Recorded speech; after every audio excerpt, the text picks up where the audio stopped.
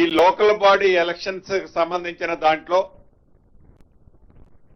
అనేక మంది వివిధ సెక్టార్ల నుంచి అనేక అభ్యర్థనలలో అనేక మంది మంత్రులకి, గౌరవ ముఖ్యమంత్రి గారికి, ఉప ముఖ్యమంత్రి గారికి, అదే రకంగా పంచాయతీరాజ్ శాఖ మంత్రి గారికి, మా సహచర మంత్రులందరికీ కూడా ఏవైతే గత ప్రభుత్వంలో ఇద్దరు పిల్లల నిబంధన ఉండేది, ఇద్దరు పిల్లల కంటే ఎక్కువగా ఉంటే లోకల్ బాడీలో అది ఎంపీటీసీ గాని, జెడ్పీటీసీ గాని, వార్డు మెంబర్ గాని, సర్పంచ్ గాని నిలబడే అర్హత ఉండేది కాదు ఆనాటి ప్రభుత్వం చేసిన చట్టం వల్ల. దాన్ని ముఖ్యంగా ఈ రోజు కేబినెట్ లో మా సహచర మంత్రివర్యులు శ్రీహరి గారు వారు మొదట లేవనెత్తిన ఈ అంశాన్ని కేబినెట్ అంతా కూడా సానుకూలంగా స్పందించి దీన్ని ఈ నిబంధనని ఎత్తేయాలని రాష్ట్ర ప్రభుత్వం ఈ రోజు కేబినెట్ నిర్ణయం తీసుకోవడం జరిగింది. అదే రకంగా ఈ ప్రజా ప్రభుత్వంలో ప్రభుత్వానికి కావాల్సిన అనేక సెక్టార్లకు కావాల్సిన ల్యాండ్స్ ను కూడా రాష్ట్ర ప్రభుత్వం వాటి అలొకేషన్ చేయడం జరిగింది. ఉదాహరణకి భద్రాద్రి కొత్తగూడెం జిల్లాలోని ఏనుకూరు మార్కెట్ కమిటీలో జూలూరుపాడు ఆ సెక్టార్ లో ప్రాంతంలో ఉండే జూలూరుపాడులో ఉదాహరణకు ఒక 10 ఎకరాలు అక్కడ అలొకేషన్ చేయడం జరిగింది. ఇట్లా ఒక 7-8 సెక్టార్లకు మీకు ఆ డీటెయిల్స్ అన్ని మా వాళ్ళు ఇస్తారు. 7-8 సెక్టార్ కి ల్యాండ్ కూడా అలొకేషన్ చేయడం జరిగింది.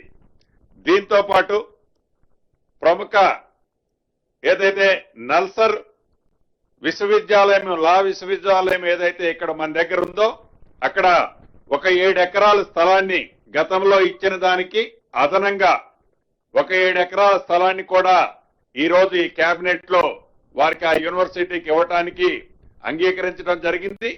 దీనితో పాటుగా గతంలో స్థానికులకు 25% సీట్లు ఇచ్చే కార్యక్రమం దాంట్లో ఒప్పందం ఉంది. ఆ 25% ఇప్పుడు కేబినెట్ లో 50% పెంచాలని కూడా కేబినెట్ తీర్మానించడం జరిగింది. అదే రకంగా ఇక సుదీర్ఘంగా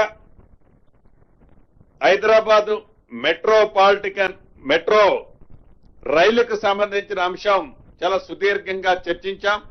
పలు విధాలుగా చర్చించిన తర్వాత ఏదైతే ఈ మెట్రో రైలు గతంలో పార్ట్ ఏ కింద కొంత కన్స్ట్రక్షన్ అయింది. ఇక్కడ 2A 2P కింద ఇంకా 2 సెక్టార్లు ఎక్స్టెన్షన్ చేయాల్సిన అవసరం ఉంది. ఇది రాష్ట్ర ప్రభుత్వము ఏదైతే ఎస్టిమేట్స్ అంటే ప్రపోజల్స్ ని కేంద్ర ప్రభుత్వానికి పంపించిన సందర్భంలో కేంద్ర ప్రభుత్వం ఏవైతే కొర్రీస్ పెట్టిందో ఆ కొర్రీస్ లోని అంశాలు మొదట ఫేజ్ లో ఏదైతే ఎల్ఎన్టీ కట్టిన ఏరియాకి సంబంధించిన అంశం కేంద్ర ప్రభుత్వం పెట్టిన షరతుల్లో అది ఒక అడ్డిలుగా ఏర్పడిన కారణంగా అది కేంద్ర ప్రభుత్వం గాని రాష్ట్ర ప్రభుత్వం గాని దాన్ని టేక్ఓవర్ చేయాల్సిన పరిస్థితి వచ్చింది.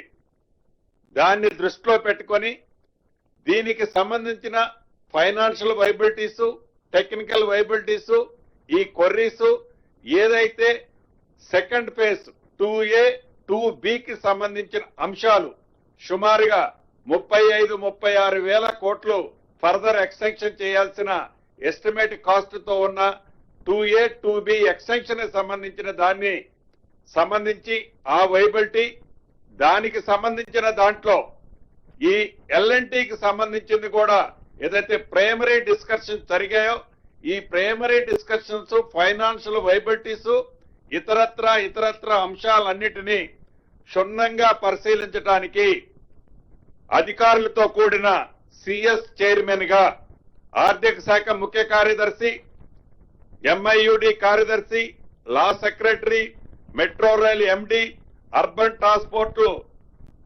అడ్వైజర్స్, మిగిలిన ఉన్నతాధికారులతో ఒక కమిటీని కాన్స్టిట్యూట్ చేయటానికి ఈ రోజు కేబినెట్ ఆమోదం తెలపటం జరిగింది.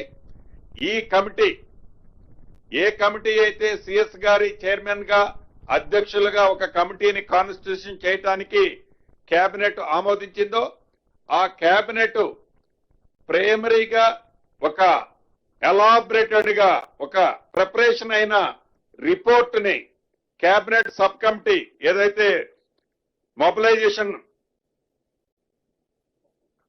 సబ్ కమిటీ ఉందో ఈ మొబిలైజేషన్ సబ్ కమిటీ అంటే డిప్యూటీ సీఎం గారు దానికి చైర్మన్ గా ఉంటారు, డిప్యూటీ ముఖ్యమంత్రి గారు.